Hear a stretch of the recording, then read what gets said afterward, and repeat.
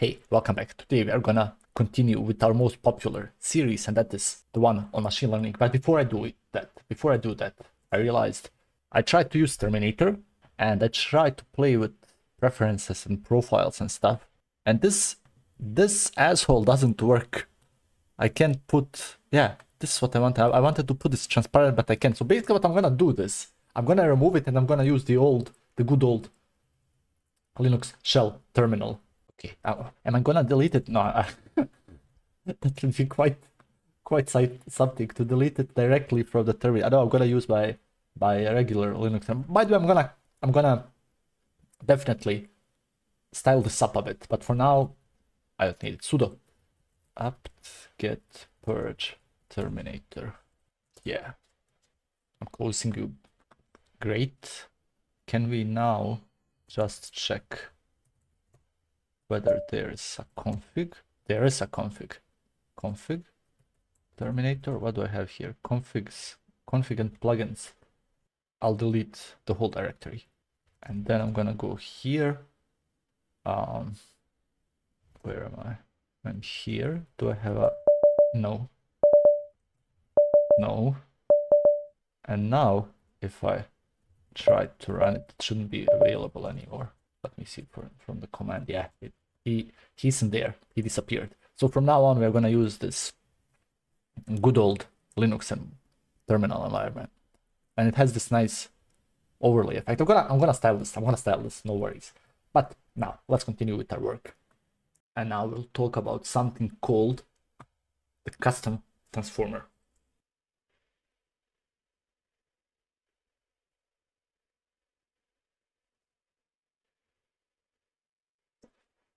All right, let's start.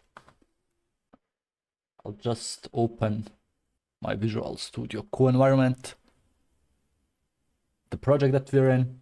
So for custom transformers, it means what I'll do now is most probably I'll create my own pre-processing tools when the built-in scikit-learn transformers aren't good enough.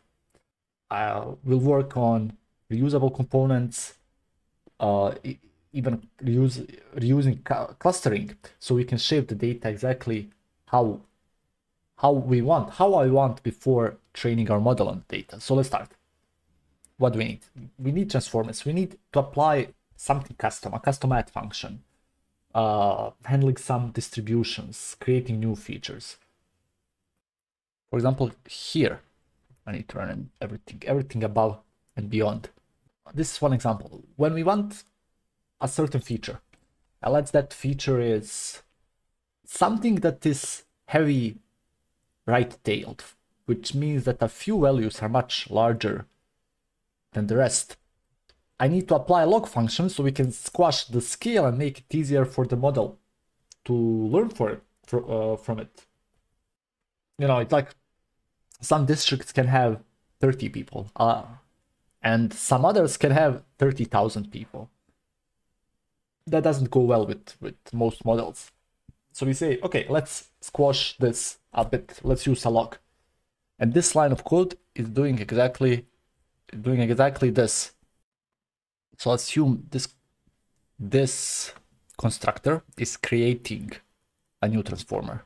It's using the NumPy log method, and the inverse function. What does the inverse function does? I don't know how important this reverse function. Let me check. So it says inverse underscore func. NumPy exp defines how to reverse the transformation, which is important for some use cases like regression targets. Okay, so let's skip it for now. Let's not hold it as having much value. So this is the important piece of code.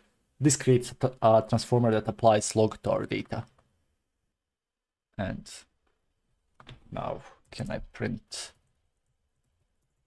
log pop? And what if I print otherwise? Print how I hate this. Housing population, maybe the first 10 elements. Maybe I do the same here as well. Okay.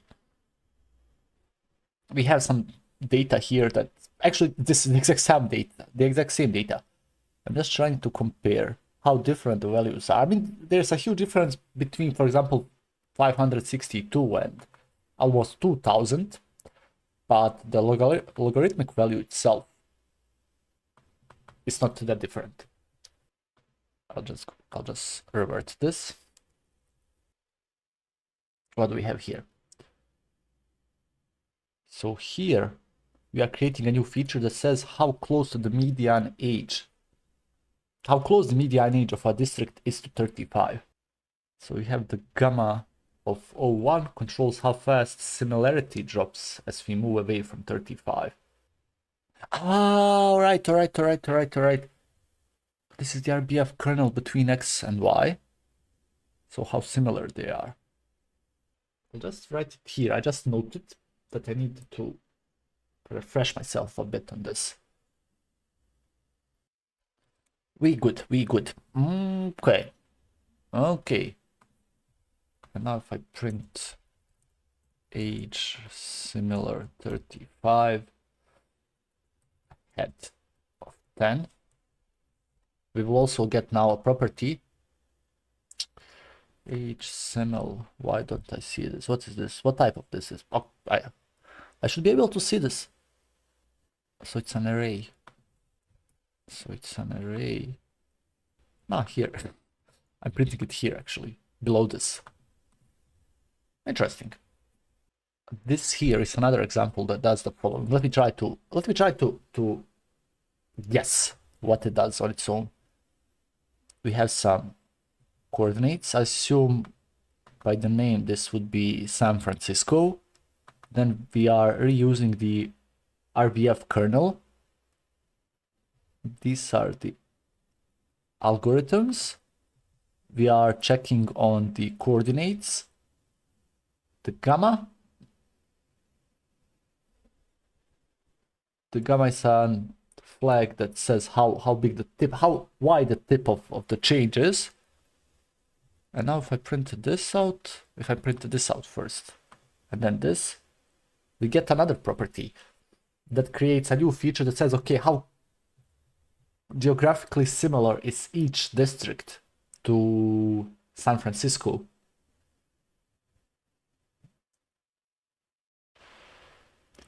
I don't know what it uses behind the curtains, probably the Euclidean distance in 2D. And the value depends on how close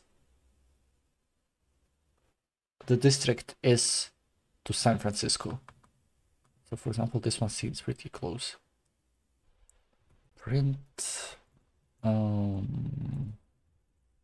Wait, let me do this. Print this. And then, no, I didn't want. And then give me a new line. Print housing. I'll just copy this from here instead of typing it. Why don't they invite AI that can just read your mind?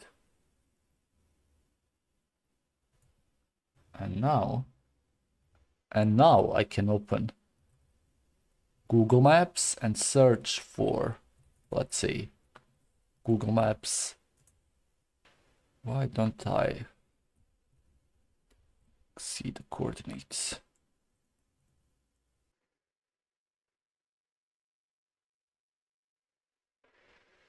Oh, here I am. So the first district with these coordinates has the factor of 0.99, which means that it's pretty close to San Francisco, and it's here. And this guy that has 0.05, let's see where this one is located. All the way there. And if I zoom out a bit, I see that it's quite a road away from San Francisco. Interesting. Oh shit, what is this one doing? What?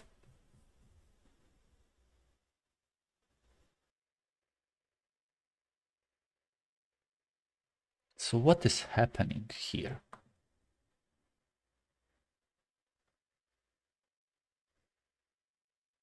This is the content of it. This is a lambda method, an anonymous way of handling inline logic. But what does it do?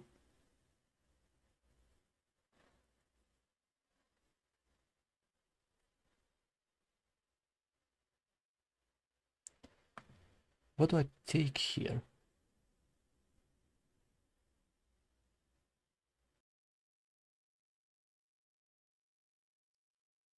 So this will select all rows of column 0. And this will select all rows of column 1. And then it does just divide it. So in this case, 1 and 3 are in the first column. 2 and 4 are in the second column. So this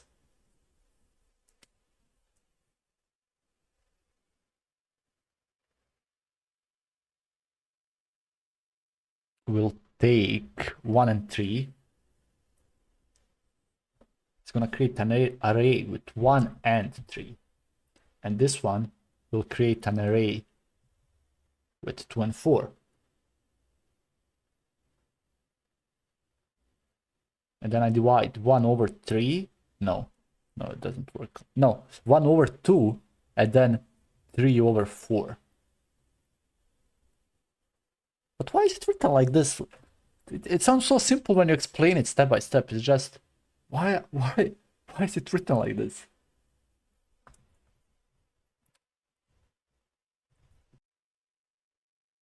Now,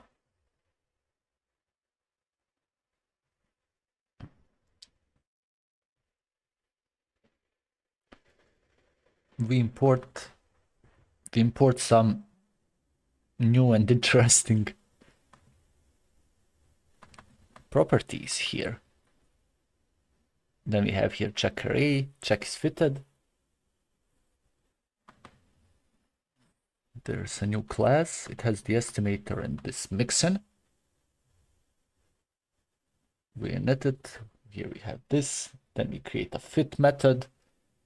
It checks the array, creates some mean, creates scale, creates features, returns self, then we transform it. So here we calculate our stats, and here we apply them.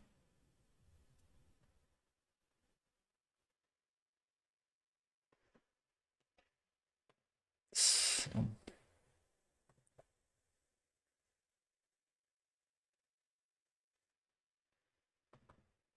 where am I using this anywhere? No, not yet, it seems. So what does this do? This is a custom transformer. It does two things. We have a fit method and we have a transform method. The fit method learns the mean and standard deviation of our data. I assume that X is the data. I don't see it anywhere else, but I assume X is the data. Then I get the mean by using the mean on X. Then I get the scale by using the standard deviation on X. Then I get the shapes and then I return self.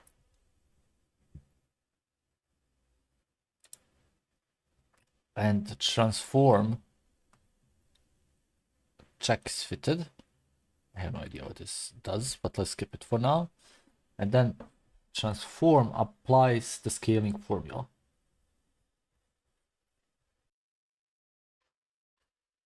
And then we have an estimator and transformer mixin here as well. So this is another custom transformer that repeats the logic. We have the fit and we have the transform as well.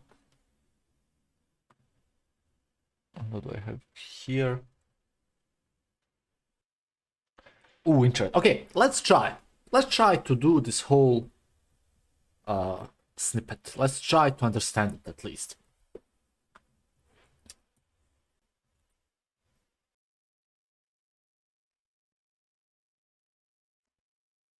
So this is a custom transformer. This one will do something. I assume it's gonna find clusters in our data and then tell how close each data point to those clusters using a similarity score. It's named cluster similarity, and based on its structure, meaning that it extends base estimator and transformer mixin, which means that we can use it in pipelines and we can use fit transform or fit transform methods. This is the constructor. We want to find 10 clusters. This is the similarity sharpness. A random state, none, no idea what it does. So we just populate this data in this class using these values.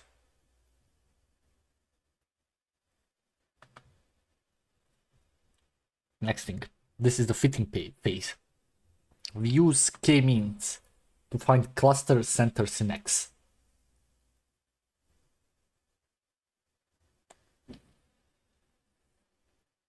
So this is just a method that takes a number of clusters. No idea what this does. Random state, self-random state. So these are the means, and then I fit it with sample weight.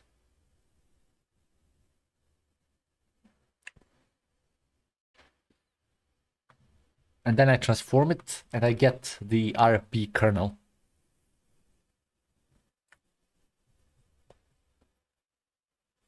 To measure similarity between each point in X and each cluster center.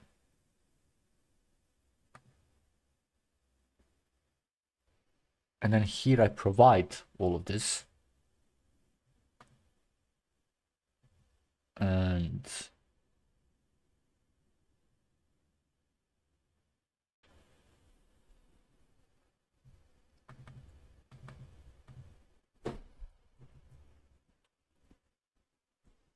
so I'm getting the latitude and longitude, and these are the housing labels.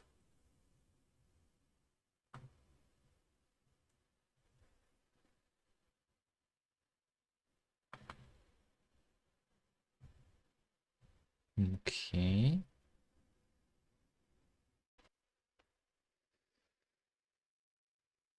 Here we have the first 3 rows or districts, and we round them up for similarity.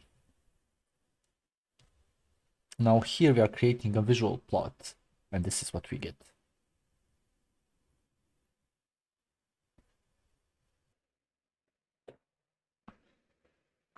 All right, let's mention a new chapter here, and the new chapter will be, I just want to increase the size of the lettering a bit to make it more in focus.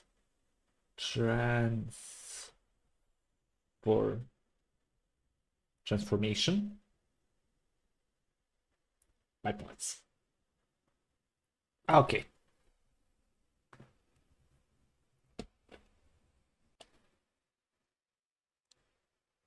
Pipelines in scikit-learn can help us organize our data transformations into clean, repeatable steps.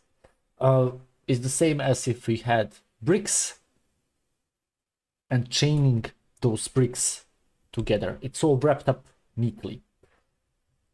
And we might need a pipeline for filling in missing values, scaling features, encoding categories, adding new engineered features.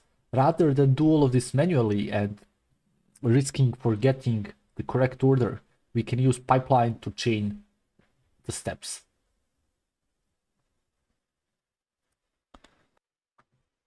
So here is a simple numeric pipeline.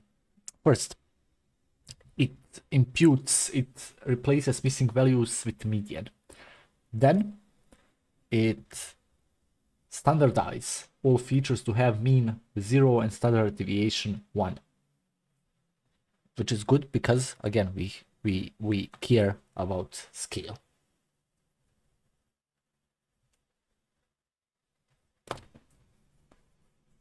Each of these steps must be a supporter, a transformer.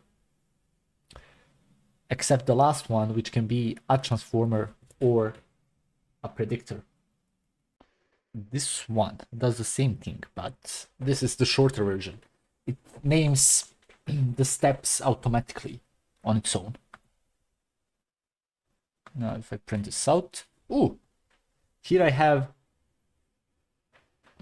if you are using a notebook, you can visualize pipelines in, like diagrams. And here we run this command, and now we can see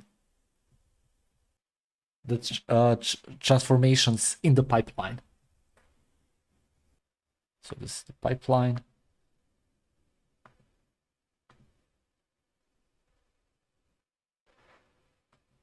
I just want to check something for simple imputer. Wait. Documentation.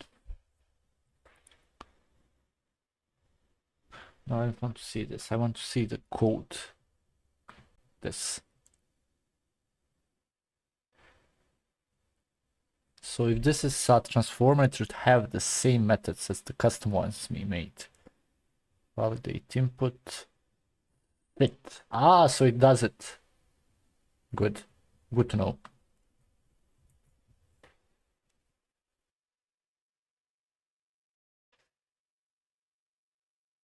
So this is the pipeline, and then we run fit transform with fit the models and transform with the final estimator. Fit all the transformers one after the other and sequentially transform the data, only valid if the final estimator either implements fit transform or fit and transform. What is the housing num? So it's the data. All the data.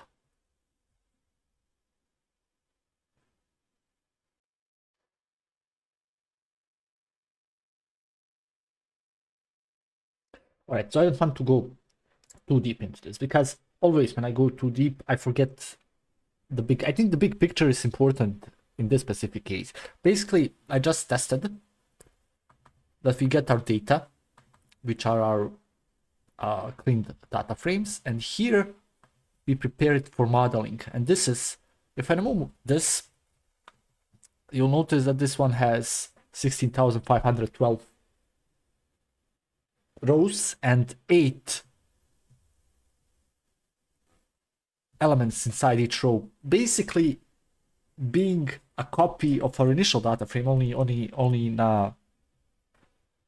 this is an NP, yeah, an NumPy array.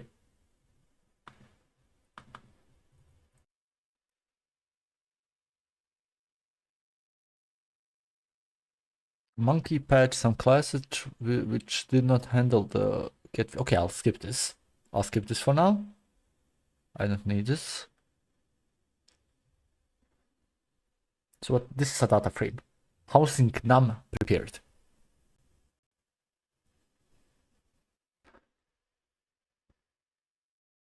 Okay, so this here is the transformed data. This here is the transformed data.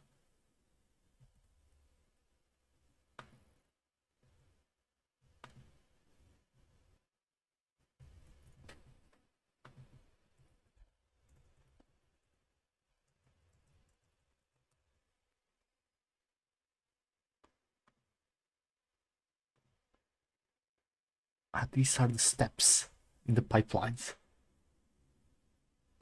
It makes sense. It makes sense. So this is the scaler. This will be the imputer.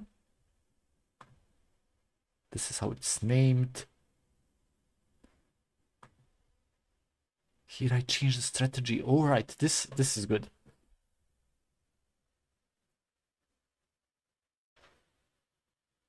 Okay, so here we have the column transformer, which I assume applies different pipelines to different columns. It merges everything into one transformed array.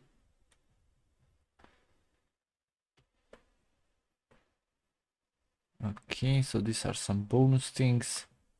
Then we pre-process. Okay, good. So we get an NumPy array in the end. and we get feature name out to get column names, and we can wrap it in data frame if we need it. Okay, so I think these are more complex things. That's why I wasn't able to completely grasp them properly.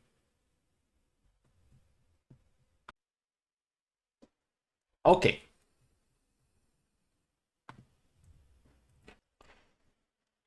Now that we cleaned our data, we built pipelines, we got everything ready.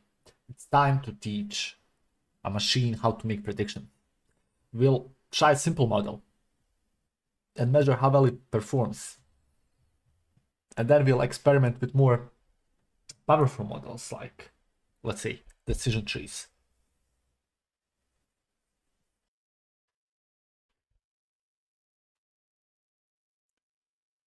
This snippet of code runs make pipeline, which is a method that we use to chain our pre-processing pipeline with the machine learning model. This is really powerful because with it we ensure that our raw data goes through the exact same pre-processing every time, and everything is bound together.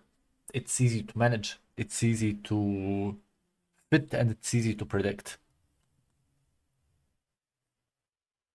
With it, here we chain together the pre-processing step and the linear regression model. And with the fit method, we fit the pipeline to our data. This runs all the transformations and trains the linear regression model on clean data. And this is how our pipeline looks visually. So I assume we have all of the, first of all, we get this pipeline from up here, from pre-processing.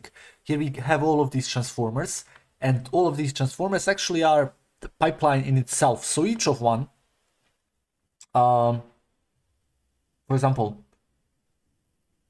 bedrooms is a ratio pipeline that takes total bedrooms and total rooms. And here we can actually choose, okay, so it's bedroom. We run imputer method. Then we run column ratio, and then we run the scalar. And then we pull all of these through a linear regression model.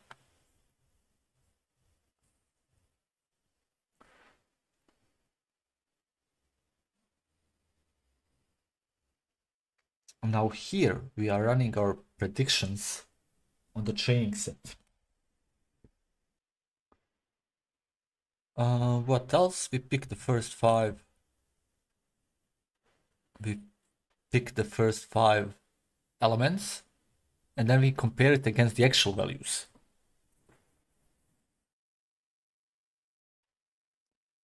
Okay, so here we produce our predictions. Here we compared those predictions to actual values. Here we compute the error ratios in order to see how different our computed values, our predicted values are from the actual values. These are the changes. These are the error rates. And here, wait, let me run this. Is there an error?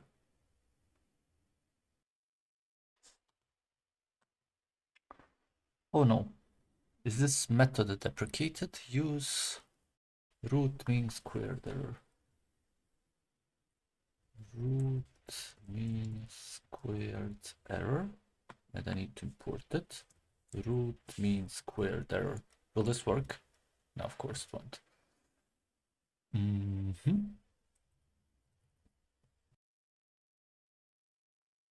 But I need to have squared false here.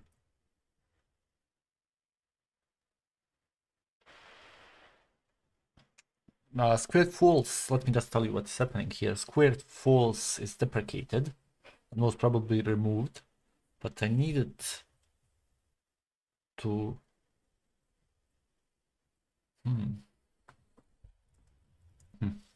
I think I need to do this like this. I run this without the squared property. So what's happening here? This is deprecated. But in order to calculate RMSC, because this is not the same value I got, the book got MP square root, and I think now we will get 680. Yeah, this is the same value we get from the book. Okay, I'm gonna call it RMRC. Cool, because this is exactly equivalent to having squared equals false.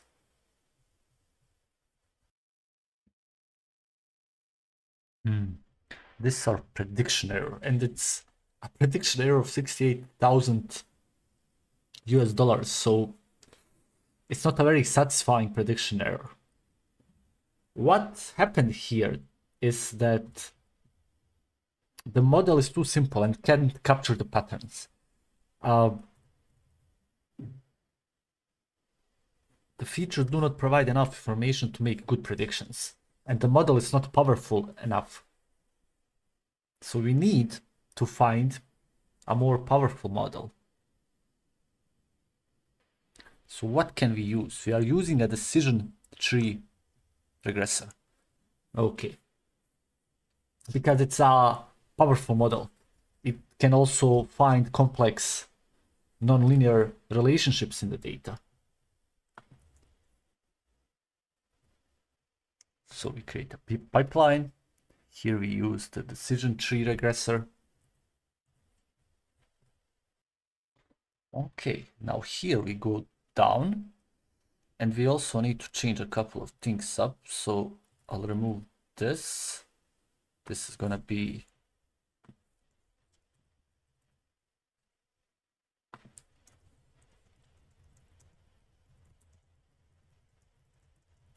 I'm gonna do this, and then I'm gonna do tree RMSI is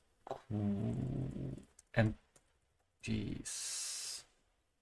What's the name of this method? MP squared. Tree MSI, and then tree RMSI. If I print this out, I get 0. What? So there is no error at all.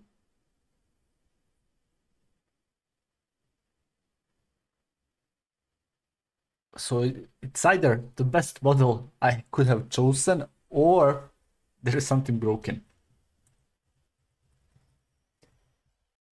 Okay. I'll just explain this one more time. So the difference between MSI and RMSI is that MSI is mean of squared errors, and RMSI is the mean of squared errors, which is then squared itself. Sorry, it's not squared. We get a square root out of it. For example, if I have errors, and if I have 100, 200, 300, and if I have, let's put here, minus 100, minus 300. And if I have squared, it's basically all of them squared. So I'm going to have 1,000,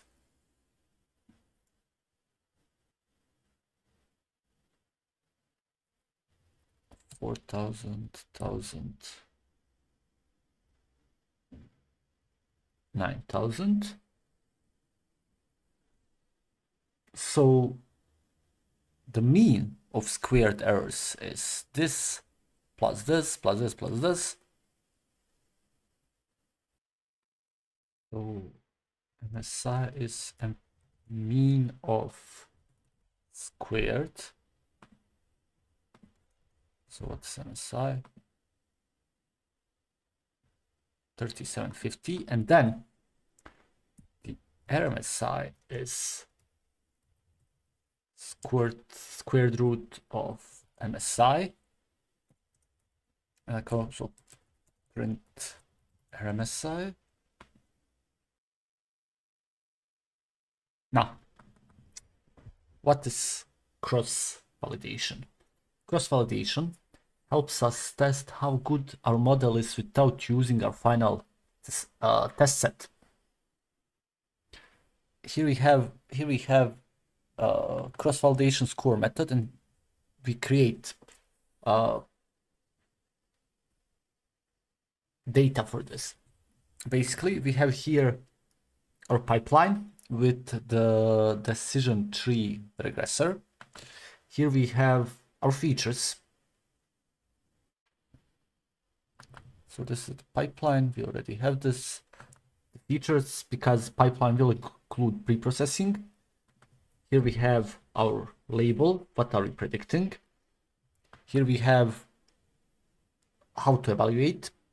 And here we divide it in 10 parts, 10 folds. And for each fold, we will train on 9 parts and evaluate on the one left out part. And we will do this 10 times, one per fold. And we will get 10 RMSI scores. Okay. And these are the scores.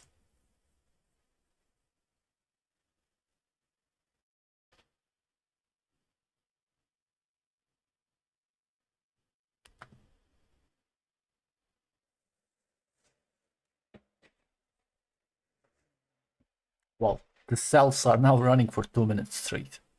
So I need to wait.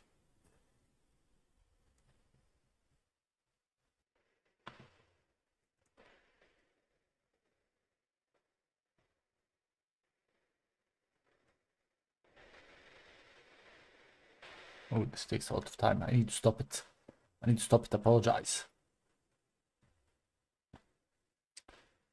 The following cell might take a few minutes. This one as well. How much is this one taking?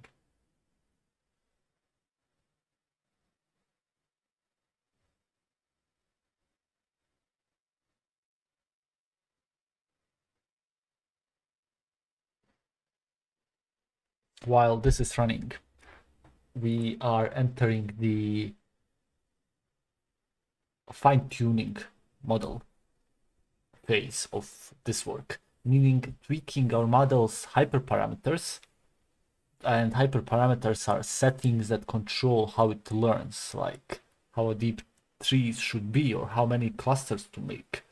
Unlike parameters learned during training, like weights in a linear regression, hyperparameters are set before training, and choosing the right ones can make a good difference in performance. Now that our model is built and trained, it's time to make it better. Let's adjust those knobs on the radio. We are searching for the perfect signal here. Best possible performance on unseen data. Well, this is running. It's still running. I want to mention grid search CV, which is a method that tries every combination of hyperparameters and tells you which ones work best.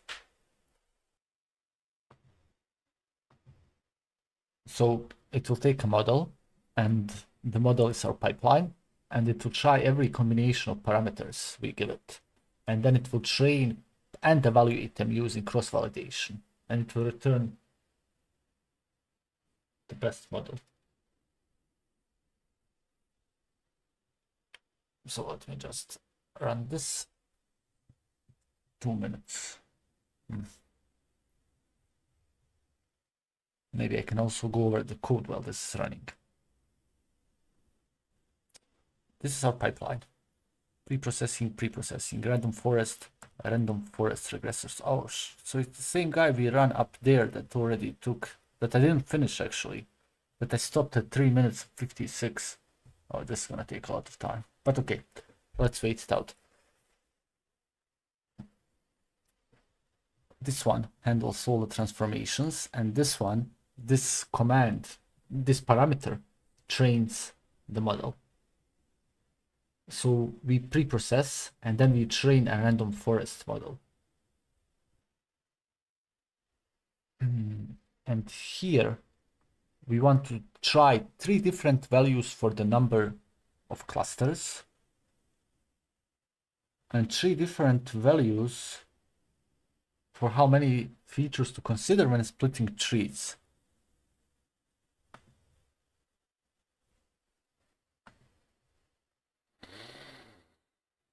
Okay. Okay, with the double underscores, we tell the pipeline to go inside each named step and access a setting assigned. Okay. Oh, this is gonna take a lot of time, because if this is correct, it's gonna run this again. Okay, we are at 4 minutes. Let's wait it out. So what are we doing here? We are trying all combinations of the param grid, and for each one we're gonna perform threefold cross validation. Okay, and then we use RMSI to score the results.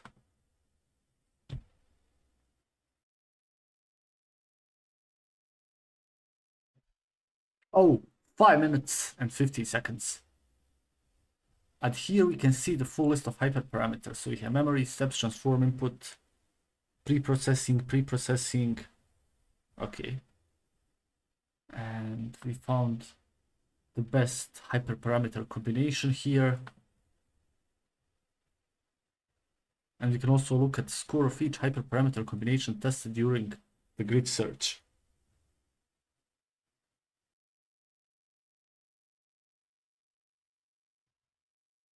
So here we have the evaluation scores.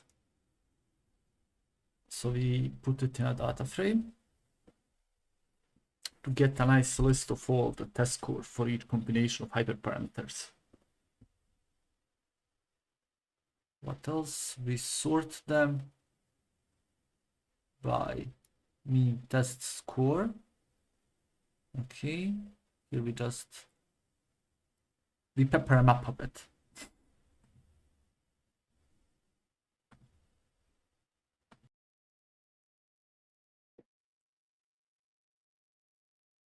Okay, what about a randomized search? So what we did beforehand is that we use the grid search approach, or the grid search CV method, which tests every possible combination of hyperparameters that we define.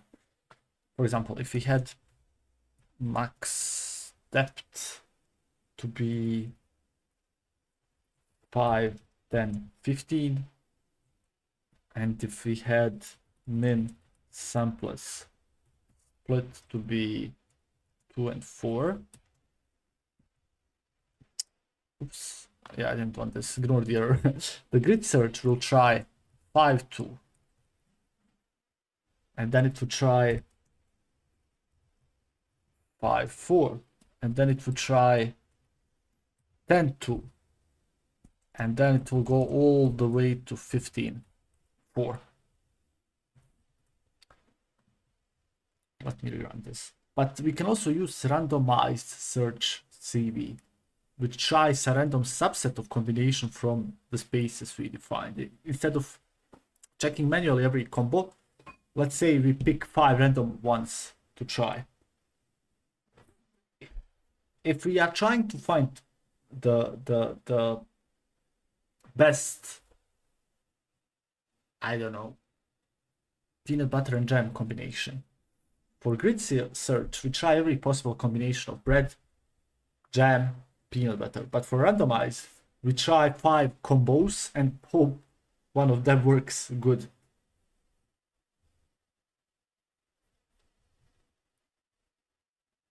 So let's run this one. This one is also gonna run for quite some time.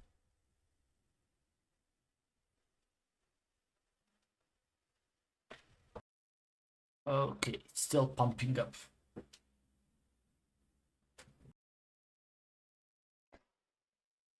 To be honest, I can't wait for this to build because I want to try the exercises. I'm not interested in this anymore. Thankfully, there is not a lot of code left, so I'm just gonna skip everything and we're gonna try exercises. Because I think they are the most important thing, definitely.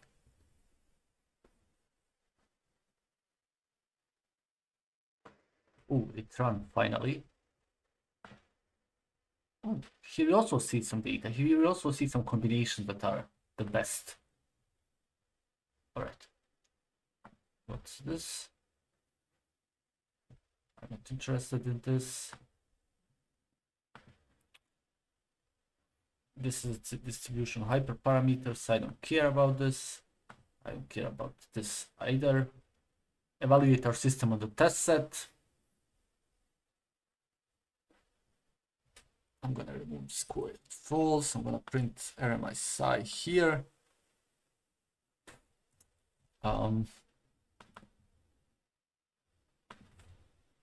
Print MP square root final RMSI. So 41,000. So we can compute with a 95% confidence interval for the RMSI. All right. Persistence, I don't care. Nice.